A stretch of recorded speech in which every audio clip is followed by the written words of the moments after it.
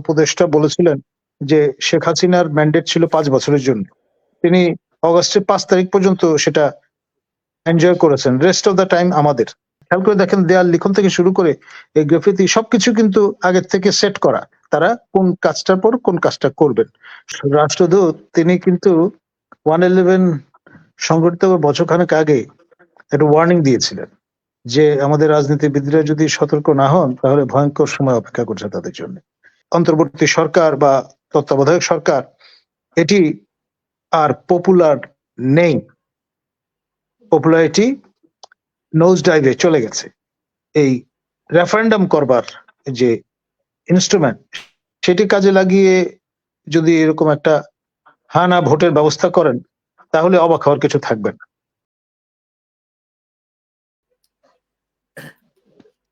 দেখুন, আমি একটু পেছনে চলে যাব, জাস্ট টু রিমাইন্ড আমাদের memory, down the memory lane.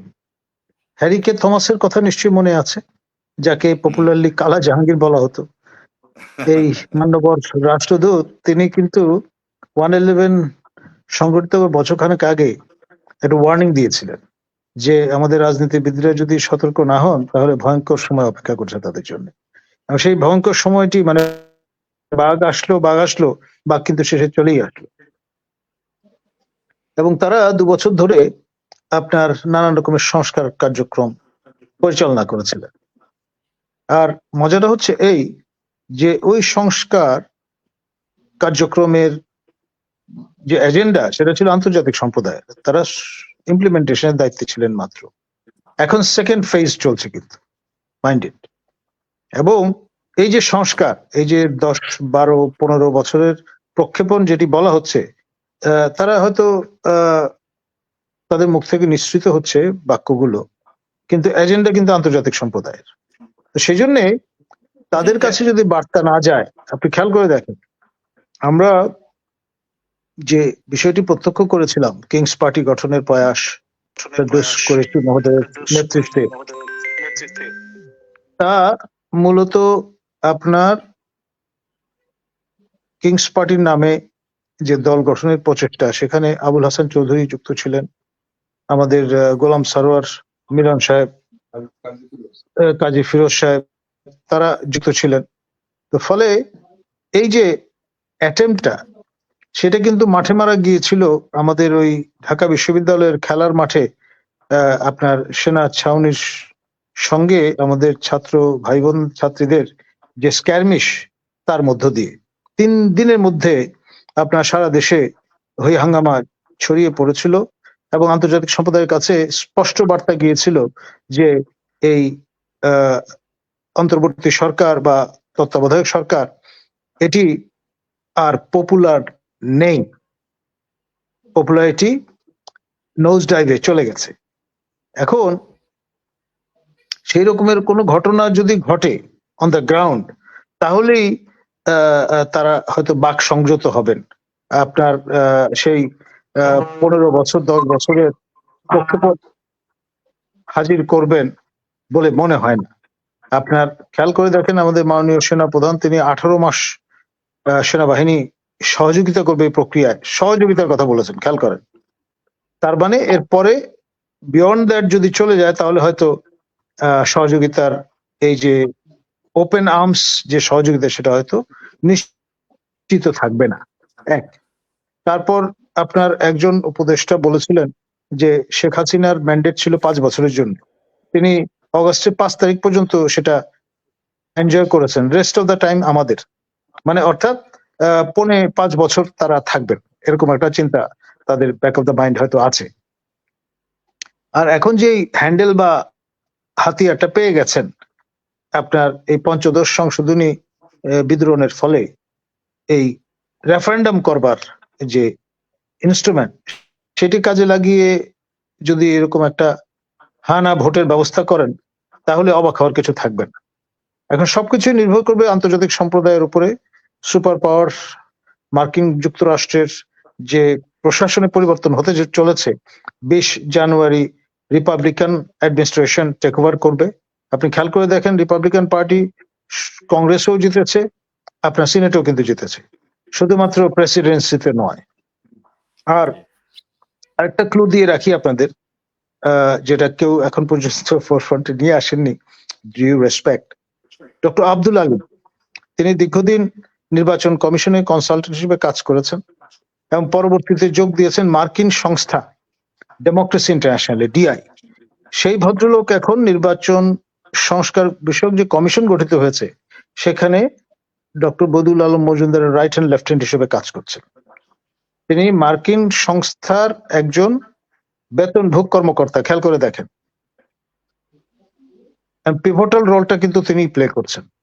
আর এর মধ্যে সরকারের পক্ষ থেকে জানান দেওয়া হয়েছে, সরকার প্রধানের পক্ষ থেকে, যে 6টি যে কমিশন, এর প্রধানদের নিয়ে একটা সুপার কমিশনের মতো বডি কাজ করবে, সেটার নেতৃত্ব দেবেন মাননীয় প্রধান উপদেষ্টা স্বয়ং প্রফেসর ডক্টর ইউনূস, আর তার সহসভাপতি হিসেবে কাজ করবেন আমাদেরই বন্ধু, সাবেক সহকর্মী, আপনার ইলিনয় বিশ্ববিদ্যালয়ের প্রফেসর আপনার আলী রিয়াজ। এখন আলী রিয়াজ নিজে কিন্তু আপনার মার্কিন নাগরিক এবং এটা নিয়ে নানান রকমের কথাবার্তা আছে। অর্থাৎ ডক্টর আব্দুল আলিম তিনি মার্কিন সংস্থার বেতনভোগ কর্মকর্তা এখনো আমার জানা মতে, আবার একই সঙ্গে আপনার আলী রিয়াজ তিনি মার্কিন নাগরিক হিসেবে আমাদের সংবিধান পুনর্লেখনের দায়িত্ব তাকে প্রদান করা হয়েছে এবং তিনি সেটি পালন করে চলেছেন। তো ফলে শেষ অবধি ব্যাপারটি যদি দাঁড়ায় এরকম যেটা মার্কিন এজেন্ডা, এখন প্রফেসর ইউনূসের সরকার মার্কিন বাইডেন প্রশাসনের সমর্থন নিয়ে প্রায় 2-2.5 বছরের যে কোশেষ মার্কিনীদের, তারই ফসল কিন্তু এই সরকার। আমাদের ছাত্রছাত্রীরা প্রাণ হারিয়েছে, আহত নিহত হয়েছে, সেটা হচ্ছে অন দ্য গ্রাউন্ড, কিন্তু পলিসি ডিকটামটা এসছে কিন্তু সেখান থেকে, এবং যে হোমওয়ার্কটা সেটাও কিন্তু পরিপূর্ণভাবে তারা করার অবকাশ পেয়েছেন। খেয়াল করে দেখেন, দেয়াল লিখন থেকে শুরু করে এই গ্রাফিতি সবকিছু কিন্তু আগের থেকে সেট করা, তারা কোন কাজটার পর কোন কাজটা করবেন। সুতরাং এটা ভাবার কোনো কারণ নেই যে তাৎক্ষণিকতার উপর ভিত্তি করে তারা এক এক সময় এক একটা কথা বলছেন এবং তা আবেগ প্রসূত। নো, আমি সেটা মনে করি না। একদম হোমওয়ার্ক করা, কোন ফেজের পরে কোন ফেজ আসবে, এবং বরং যেটা হচ্ছে সেটা রাজনীতি যারা এই 4টা মেইনস্ট্রিম পলিটিক্যাল পার্টির সঙ্গে যারা যুক্ত, আমাদের শ্রদ্ধেয় নাজিমুদ্দিন আলম মহোদয়দের মতো ব্যক্তিত্ব, তারা মাঠে ঘাটে সংগ্রাম করেছেন, জেল জুলুমের সম্মুখীন হয়েছেন, জীবন তামা হয়ে গেছে, কিন্তু তারা একটা রিলিফ পেয়েছিলেন এই পরিবর্তনের মধ্য দিয়ে।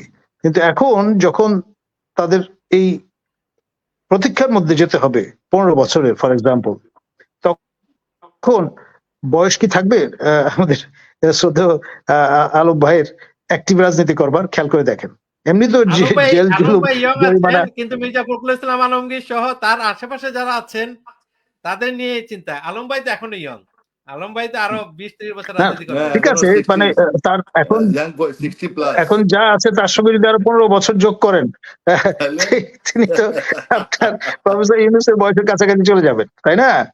তো সেই জন্য প্রফেসর ইউনূস তার স্বপ্নের রাজনৈতিক দল কিন্তু এখন পর্যন্ত গঠন করতে পারেননি।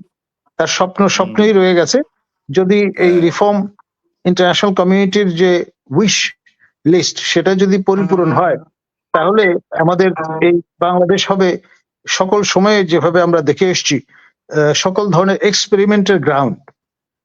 অর্থাৎ সেই আক্তার হামিদ খানের এই কুমিল্লা মডেল অফ ডেভেলপমেন্ট থেকে শুরু করে মাহবুব আলম চাষির আপনার এই যে স্বনির্ভর আন্দোলন থেকে শুরু করে যাবতীয় যা কিছু পরীক্ষা নিরীক্ষা সব কিন্তু বাংলাদেশ নামক এই আপনার জনম দুঃখী রাষ্ট্রকে আসলে তার সম্মুখীন হতে হয়েছে। সেই জন্য ফুড ফর থট হিসেবে আমি ক্লুগুলো ধরিয়ে দিলাম। Ball is in your court. Thank you.